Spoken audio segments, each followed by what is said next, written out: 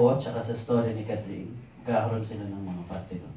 Wow. So, malaking regalo rin pala to. Yes, parang giving back nga. Yung sabi nila, para itong regalo din sa mga supporters natin. Kasi, syempre, pasasalamat lang natin sa kanila. That's good news. Thank you and good luck. Thank you, Glenn. Ayan, ako, nasabi na rin na kami din ay excited talaga sa panibagong platform para sa mga viewers na magiging part sila ng Lalo na Sangre. Abangan niya ng ating mga kapamilya, lalo na sa online through I1TV, maraming platform. Magiging part sila ng story. Yan na po ang pwede yung ma-share sa inyo, pero sobrang nakaka-excite. At speaking do sa kissing scene, di ba, sa trailer pa lang, di ba naghawak pa nga lang yung kamay nila, may spark na, what ako. Pag nag-kissing. Oh yes nga naman. Yun mga dapat nating abangan sa Lalo na Sangre. At dahil dyan, abangan din natin ang mga questions naman mula kay Kate Agahar. Ay, so sobrang busy niyo these days. May time pa ba kayo for personal activities? And if given, ano yung ideal activities na gagawin niyo kung meron kayong break? Siguro wakeboard. Kung gusto namin bumalik wakeboard and go-karting. Yeah! Come soar. Tapos sinabi ko rin sa kanya, kung may 2 days kami na free, gusto ko pumunta. Huwag mo muna sabihin. Basta, marami Plano gusto ko. pa lang ba? Basta, kung may free day, yan. No, yan. Pero ikaw, Kat, paano mo nag-balance yung may bago kang business? Hindi. Tsaka, ito marami po. Pag yung sa nail salon, si mama, pati mga sisters ko, sila yung very hands-on talaga. Everyday sila nandun to monitor and... Okay naman sa malapit lang din. Since malapit lang. Tapos, yun, like, ino-update lang nila ako. Pero more on sila mama and sister ko yung very hands-on dun. Thanks. And last na, yung, kasi nakita namin yung stunts mo with may Singaporean Yeah, sa set. Yeah. Pakwento kung how different it is working with foreign. Singaporean siya, tama, diba? Kasi pag first time namin siya na-meet nung sinute namin yung for the trade launch, yung una yung naka-white ako, yan yung una. And then, ang galing kasi may ibang team talaga for action. So, very particular sila sa form, tapos yung mga shot.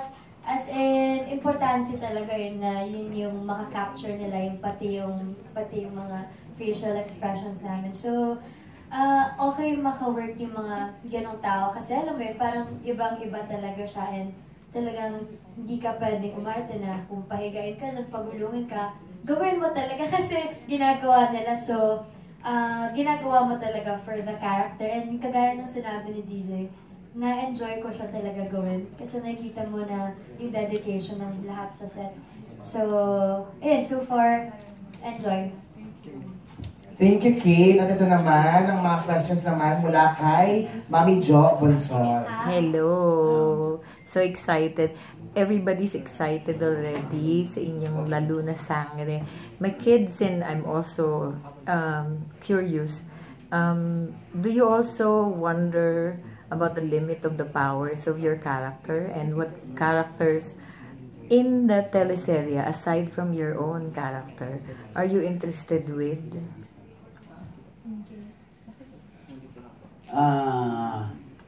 Ako naiisip ko kasi ako yung tao dito sa serye, di ba? Hindi man ako vampira, hindi rin man ako lobo. So, normal akong tao. Ano bang limitasyon ng isang tao pagdating sa paglalaban, di ba? Ano bang limitasyon niya? Ano bang pwede niyang gawin na? Bilang isang fantasy, from the fantasy, wag napanood niyo dapat wag niyong pigilin yung siguro yung mga sarili natin na humanga sa pwedeng gawin. Or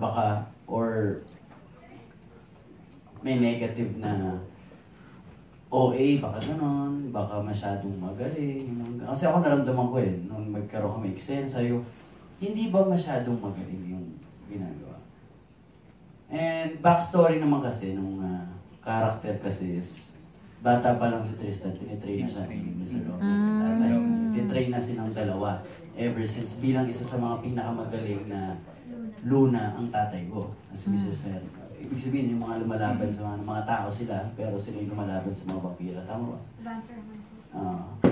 Yun. So, siya yung pinakamagaling na Luna.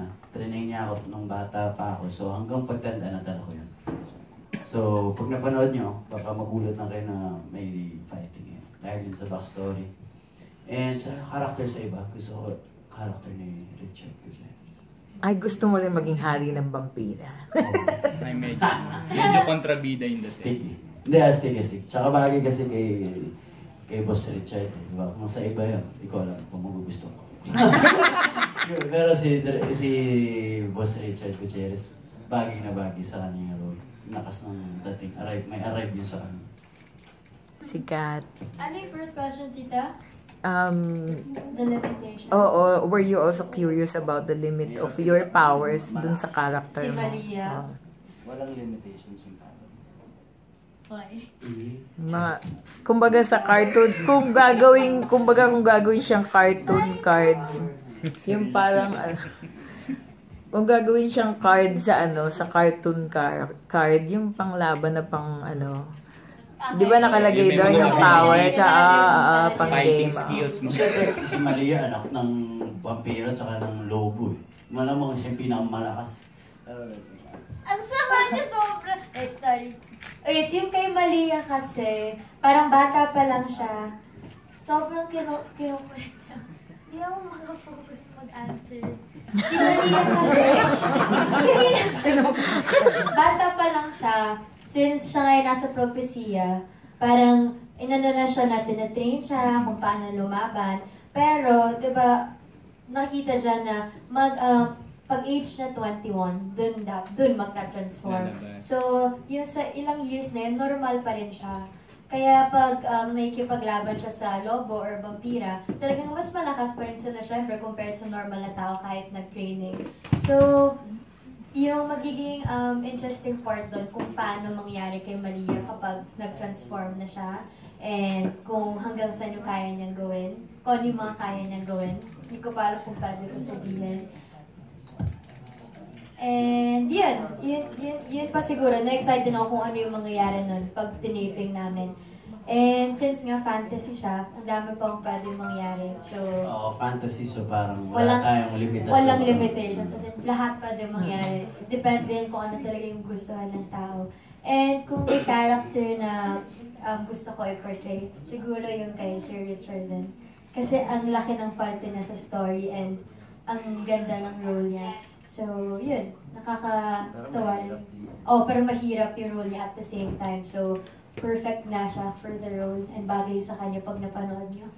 Personally, nung bata kayong dalawa, sinong, kumbaga, may superpowers o character na pwedeng napanood nyo in a movie or napanood nyo sa cartoon na sana magkaroon ako ng ganong powers? Tsaka anong power yun? Lumipad, ganon. What's your power? Ako, favorite superhero ko, lalo ngayon si Wonder Woman talaga. Obsessed ako sa kanya ngayon. And siguro, lahat na lang, Wonder Woman. series na Vampire Diaries din. So ever since gusto ko talaga maging vampire. Kahit sa totoong buhay. Kung may vampire, mapapakagat talaga ako. Kasi gusto ko yung speed, gusto ko yung habang buhay sila nandyan over the years. And, Immortal strength. di ba yun, may Twilight, may ganyan. So, pag may mga vampire na sobrang fan ako nun, siya hindi. Para ako, I love vampires. Ikaw naman ang gusto mo superpower. Ako, yung bata ako, Spider-Man talaga. Ano yung isa? Yung local talent. Good. Favorite na si... Gagambo.